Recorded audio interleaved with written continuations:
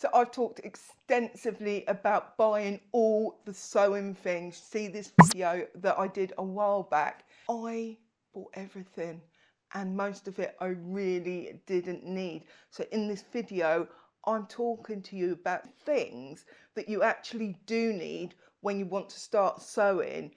Everything else can wait, it can be avoided, because if you've got these things, then you can make the garments that you want to make. So we're going to start with the most obvious, and that is a sewing machine, unless you want to hand stitch your clothes, which most of us don't. Technically speaking, you may not need to buy a sewing machine if you've already got one, or you know someone that's got one that you can borrow it from them, or you may be able to buy a cheap one from a thrift shop. In fact, that's what I recommend. If you can't borrow one, buy a cheap second-hand one, because when you're making your first project, your first 1 or 2 projects, you don't know if you're going to stick at sewing. It may not be for you. I love sewing, but it doesn't suit everyone, and you do not want to go and buy an expensive sewing machine to only have used it once or twice. So where would you find a sewing machine? Maybe Facebook Marketplace would be a good one. eBay might be another one. Your thrift shop is a good idea. You could put a post up on social and ask if anyone's got a spare one. There's lots of ways that you can go about retrieving a sewing machine. Now let's just say that you have sewed a few times, you know sewing is for you and you want to sew. There's so many sewing machines on the market. What do you choose? Well, for me personally, over 10 years of sewing, I have owned more than 10 sewing machines. Let's put it that way. I've lost count how many sewing machines I've had. So I've got a little bit of experience in talking about what works, certainly what works for me. I recommend that you buy the best machine that you can afford. I really recommend the Brother Innovis range. They've got sewing machines ranging from a couple of £100 or dollars up into the thousands. I bought a high-end Brother Innovis machine and I absolutely love it. I've had it for 6 or 7 years now, and I don't see myself ever giving it up unless it gives up the ghost, which I doubt it will in my lifetime. If you are really strapped for cash and you do need to buy the cheapest machine you can, look for reviews online. Look up a machine that you want to buy. Singer do some bargain machines. Also, there's Brother Al15, I think it's called, is a machine that is raved about. Look up reviews, see what other people think of the cheap machines, because some will be better than others. Now, I've had really cheap machines. IKEA sewing machine for £45, and it looked like a Fisher Price toy, and it acted like one too. But I've had other cheap ones that did the job. Having used the high-end ones, I don't compare them very favourably, but if you've never used a high-end one, then the low-end ones may be good enough for you. So the next thing you're going to need is needle and thread. I've put them in as one point together. So for your very first project, you can just buy a cheap needle and cheap thread, because you don't know if you're going to stick at it. Why buy premium products if they're not going to get used? Certainly with the thread, a premium thread may have 1,000 meters on it, so it will last you a while. If you do know you're going to sew and you're going to keep sewing, buy quality. Machines like quality thread and needles a lot better than they like the cheap ones. I always buy the Schmitz needles. I love them. They're really good quality and they come colour coded.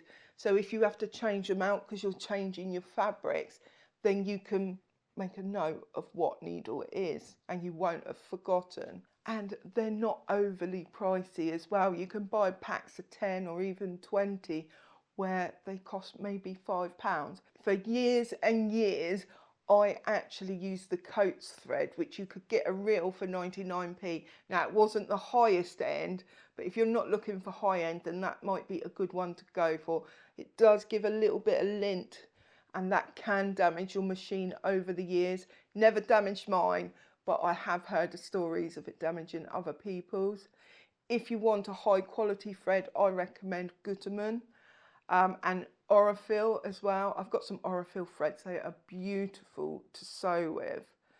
The benefit of having a really high quality thread is that when you make your garments, they're not going to fall apart.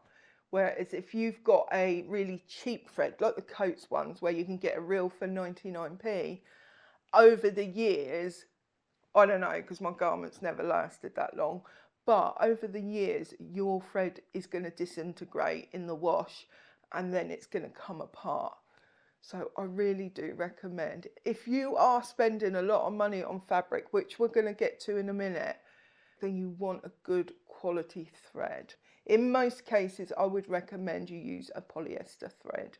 So the next thing you're going to need are scissors. So first of all, you're going to need a pair of scissors for paper. You can just use your general household scissors for that. If you've got some in the drawer, they're good enough. You don't need to buy them. You're going to want a pair of dressmaker's shears. Come in a range of sizes like most things do.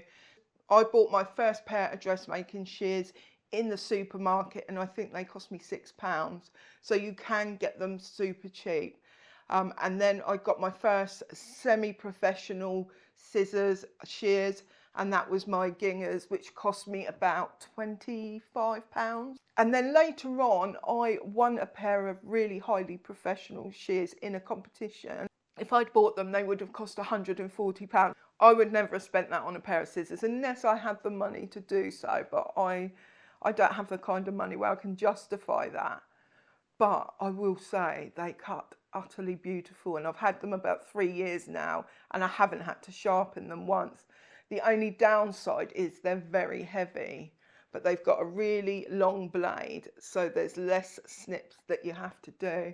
But you really don't want to use scissors that you're going to cut on paper and then cut on fabric, because when you cut on paper, that does blunt the scissors, and then you don't want blunt scissors cutting your fabric because it will snag your fabric and could ruin it. You're also going to want a pair of snips. Now, technically speaking, you could just use your shears to snip your threads, but it is a bit cumbersome, especially if you've got a big, heavy pair. So I would recommend getting a small pair of snips. Get some really sharp ones, because I bought the cheap ones like you get from eBay for like 99p, and they never lasted and I had to keep replacing them. Oh my God, I've just had a thought, something on the list that I haven't put on the list is the most obvious one. We'll talk about that next. Got to write it down before I forget. So, as I was saying, snips. Yes, I would recommend getting a good quality pair, if you're going to stay with sewing, that is.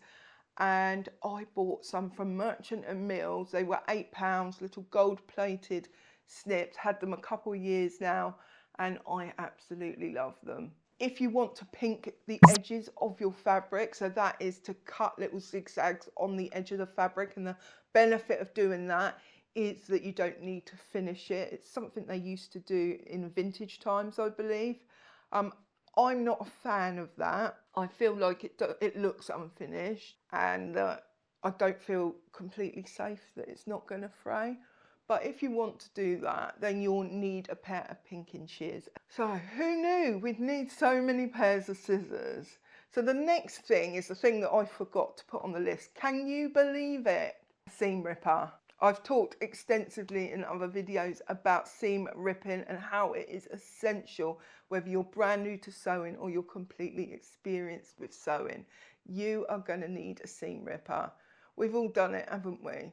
We've all sewn a sleeve onto a hem or a cuff onto a neck. We've done it, maybe not that specific thing, but we have made big mistakes.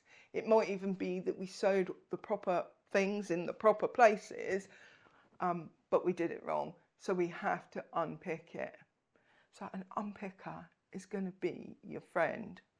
And make sure you've got 2 or 3 of them around, because number one, you're going to lose them, and they do go blunt and need replacing, no matter how expensive a seam ripper you purchase. So the next thing you need is something you've probably got around the home already, and that is an iron. An iron is absolutely essential to sewing clothes. I spoke in this video how we don't have to sew after every seam we sew. There is this advice out there that you sew a seam, iron it, sew another seam, iron it. No, That's false economy of your energy reserves. And I need my energy reserves. So you can actually batch sew your ironing, but it's so important, whatever you do iron, and you don't ignore this step. So your household iron is good enough, you can just use that, or you can buy a professional one if you're really getting into sewing. But this list is really for beginners, so you don't want to go down that road and spend loads of money. You just want to use what you have. If you don't have an iron, then consider purchasing just a cheap steam iron. That will be good enough for the needs of this. So when you iron your garment, as you're sewing it, you're going to end up with a much more professional finish at the end than if you don't, because you're ironing out creases and your garment is going to be much more precise and look much better as a final garment when you're wearing it. Because unless you just make clothes that you never ever iron like I do. So the next thing you're going to need as a beginner is a pattern. So I assume that as a beginner you want to use patterns. If you don't, you can self-draft. There's lots of videos. Alicia over at Thoughtful Creativity does videos about self-drafting. They're brilliant. She shows you how to create a pattern for yourself. If you go down that road, it's going to save you a lot of money. I haven't gone down that road. I went down the road of patterns. I wish I had gone down that road, and I do want to learn. It's on my bucket list, so to speak. But if you are going to use patterns, certainly if you're just trying out sewing, you want to know if you like it or not, a pattern can be a good way to go about it. Now, if you are plus size, you are going to have adaptations that you need to make, so bear that in mind. If you choose a pattern that is oversized, that doesn't require a lot of fitting, that's going to make it easier on you in the beginning. The pattern that I made recently, which was the NYX top by Closet Core, is a really good one. I had to size down 2 sizes, but I did it out of the packet in a size 18. So that might be a good one, but just choose any pattern that is simple enough for you to get started. You don't want to choose anything too complicated. Once you've got your pattern, do take the time to read all the instructions once, twice, 3 times. Google, YouTube, anyone who's done a sew along for that pattern. Often the company have. If not the company, then some sewing YouTuber may have done that, and that will make your life a lot easier if you've seen someone else make it. Moving on, you're going to need some fabric to make your pattern with. For your first time sewing, maybe just use a bed sheet. You're going to want to mock it up in some fabric that is not very expensive, because if you make any mistakes, you can iron those mistakes out at this stage. So just use an old bed sheet you've got, or go to the charity shop or the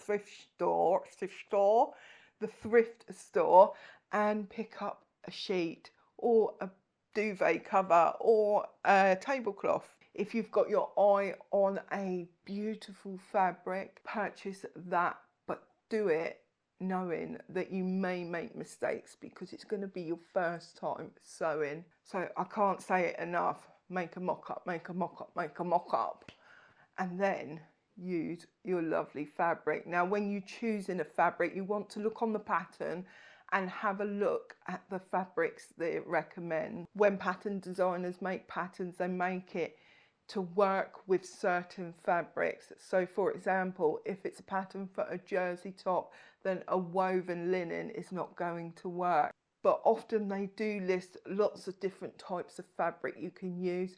You want to look out for one of those. And I would say, as a beginner, do stick to what they say on the pattern. Once you become more experienced, then you can veer a little bit from the pattern, because you understand the consequences of the fabrics you choose. And the next thing you're going to need is some notions. On the back of the pattern, it will tell you what notions that you need. Or if you've bought a downloadable pattern, then it will say in the PDF the notions you need. So any buttons, any zips, any poppers, any interfacing, any elastics, all those kinds of things. It will state exactly what you need, and you can then purchase that to go with what you're making, because because you can't make it if you don't have the appropriate notion. And you can use notions and fabric as well to really exert your personality. The clothes we wear is a reflection of our personality, of who we are. And when you're making your own clothes, you can make your garment exactly as you want. And this is a great opportunity to choose notions, to choose fabric and patterns that really express who you are as a person. So let's do a quick recap. You're going to need a sewing machine. You're going to need needle and thread. You're going to need scissors. You're going to need a seam ripper. You're going to need an iron. You're going to need a pattern. You're going to need fabric. And you're going to need the notions that the pattern calls for. So that's all the sewing tools that you actually need to make your first pattern. So don't be lured into purchasing lots of things you don't need. Don't make the mistakes that I made. Check out this video where I talked about 50 things, sewing things that I bought that I just didn't need.